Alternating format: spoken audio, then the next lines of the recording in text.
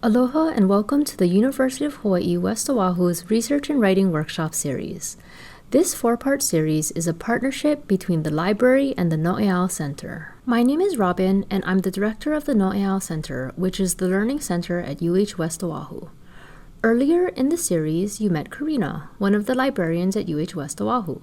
We're excited to work with you as you complete these workshops. Together, we are here to empower you so that you feel confident with research and writing. The videos in this series are accompanied by quizzes.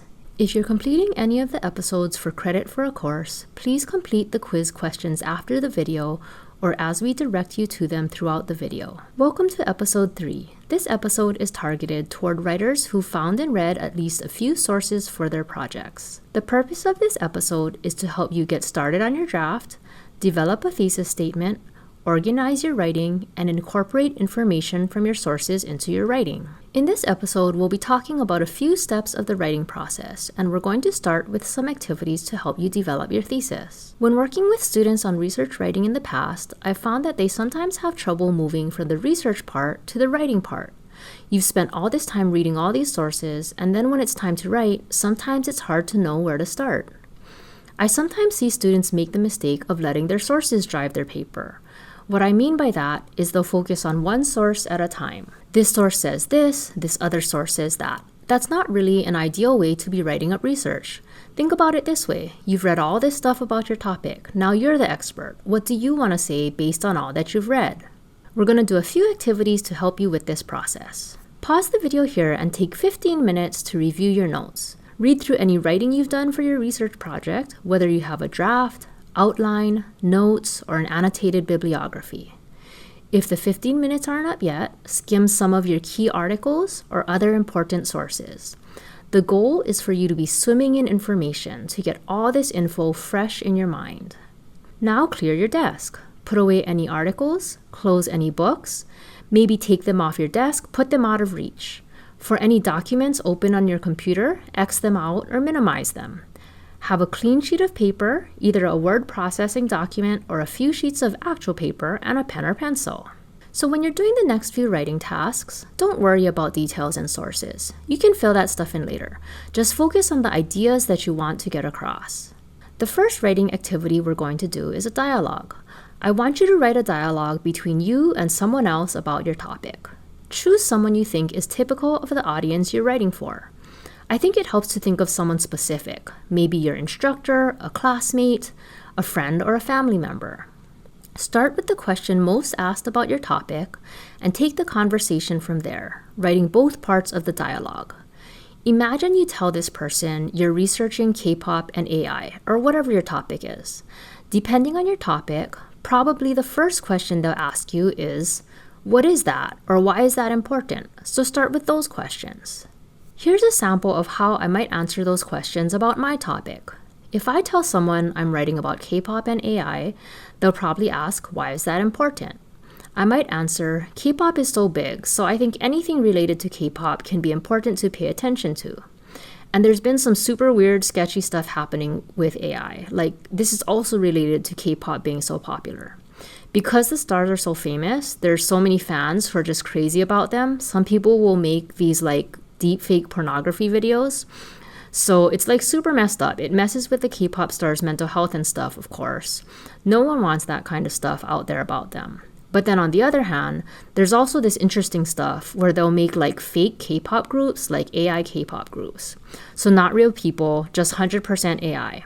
So that's another thing. Maybe that's a good thing because then there aren't any real people's mental health to worry about. Being a K-pop star is a lot. The stars get a lot of pressure to be perfect and stuff. So maybe AI stars are a good thing too? Then imagine what question your dialogue partner might ask next, based on what you said. In my case, maybe they might ask, mental health of K-pop stars? What kind of stuff happens with that? And again, write your response. Yeah, K-pop stars will get fat shamed. They'll be cyberbullied. There's just always gossip about them. They're just so much in the spotlight. There are K-pop stars who've had challenges with anxiety and panic disorders too. Then consider what question they might ask next. Write your answer to that, and so on. You can see that the writing here is a bit informal at times. It's messy and repetitive. Don't worry about all that stuff. The goal is just to get your ideas out. Pause the video here to write your dialogue. The idea is to continue the dialogue by imagining what your dialogue partner might ask next. So for my topic, after I tell them this, they might ask, how common is it that K-pop stars get cyberbullied? How common is it that K-pop stars face mental health challenges? Is K-pop really that popular? Is deepfake pornography really a big problem? How common is it? What about the AI K-pop groups? How does that even work? This activity can be helpful for thinking about what kind of information readers will need in order to understand your topic. It might even give you ideas for how to organize your draft by thinking about the main points you want to make or what information readers need first, second, third, and so on. Let's move on to our next writing activity. In 1 to 2 sentences, try to summarize the most important thing you think readers should understand about your topic based on what you've learned so far. For my topic, for example, the thing I thought was most interesting and important is that artificial intelligence poses both opportunities and challenges to K-pop. Pause the video here to write your summary. For the next activity, first write your research question down. If your research question changed from when you first started your research, that's fine. Write down your current research question. If you're not sure what your research question is, think about what were you trying to find out through your research. So my research question, for example, is what is the effect of the use of artificial intelligence in K-pop? Then you're going to write down the answer to your research question based on what you found through your research.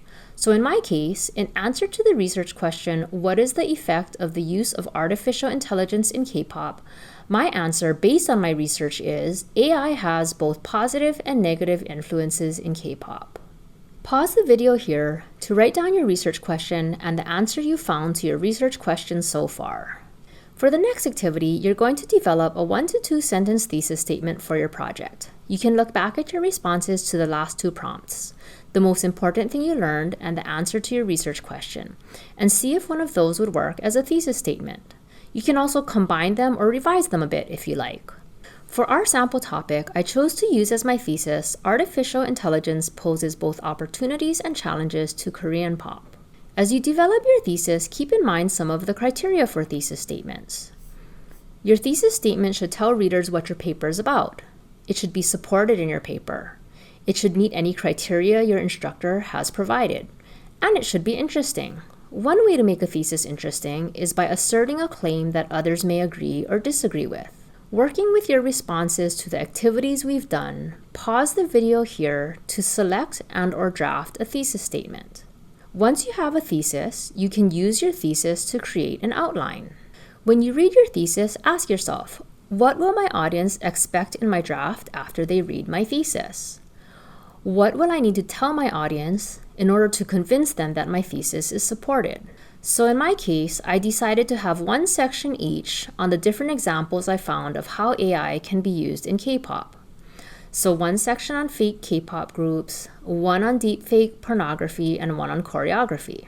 For the section on fake K-pop groups, I think it's important to talk about the benefits and the drawbacks. And I think those benefits and drawbacks can be to the labels, to the artists, and to the audience or fans. So I made separate sections to be able to talk about all of those. I might be able to add more subsections about pornography and choreography later on too, but I'm not quite there yet. Now it's your turn. Using your thesis, draft a really rough outline. Use the following questions as prompts. Really, it can be just a rough list of things you'll need to talk about in your paper. Pause the video here to jot down this outline. When writing your first draft, it's good to first ensure that your outline is fleshed out. When incorporating sources into each main point in your outline, you might discover that some points don't have enough support or evidence. You may then need to find more resources, and if you can't, you might consider revising that point or removing it altogether. You also might end up combining main points because you find that they're fairly similar, or further breaking down your main points if you find that one point has too many parts. For example, so far, I've only found 1 source about choreography. If I can't find more, or if I have a lot to say about other parts of the draft, I might end up cutting the part about choreography. But once you've fleshed out your outline, a strategy you can use to construct body paragraphs is MEAL. MEAL stands for Main Idea, Example, Analysis, Link. M, or the main idea, is essentially your topic sentence, which tells your reader what the paragraph is going to talk about. This is an example of a main idea from the topic of AI and K-pop mentioned earlier.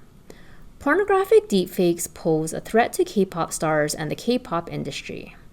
This tells readers that the paragraph will talk about the harm that these deepfakes can cause. E, or the example or evidence, is usually from sources that support the main idea. Note that you can have more than one source for the example or evidence. The example provided here talks about the problems that deepfake pornography can cause for K-pop stars. A, or analysis, is your interpretation of this information, or better translating that evidence to your reader. The analysis also highlights the significance or importance of the evidence. You might feel like you're repeating yourself, but it's important to be extremely clear with what the evidence means so that your readers don't make their own inferences. This analysis emphasizes and highlights the harm caused by deepfakes. To close out your paragraph, you would then use L, or a link. The link connects the main point of the paragraph back to the overarching thesis for the whole paper. Earlier, we came up with the thesis that AI presents both benefits and challenges.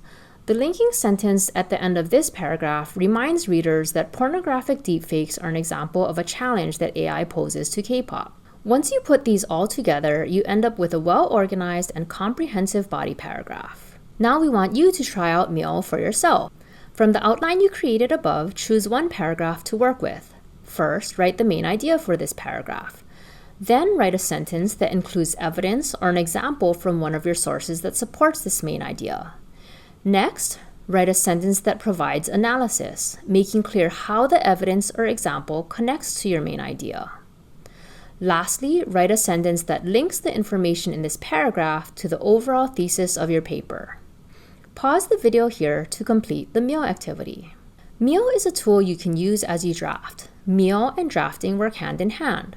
You might find yourself going back and forth between Mio and drafting as you go through your writing process.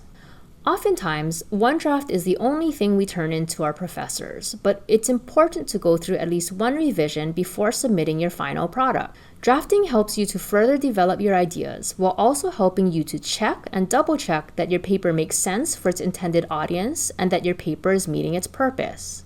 We know that your time is limited, and with managing other courses and responsibilities, you have to be reasonable with how much time you can spend drafting. This could be managed by simply mapping out when your next draft should be completed by, or your instructor may provide deadlines for each draft. Above all, don't forget that writing is a process. I cannot emphasize this enough.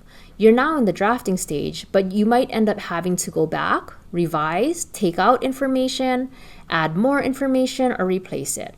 You may also need to revise the organization or flow of your paper. But we at the Noeal Center and the library are here for you, so please don't hesitate to reach out to us. Mahalo from all of us at the Raw Skills team. We want to invite you to watch our next episode, which will be focused on citations and polishing.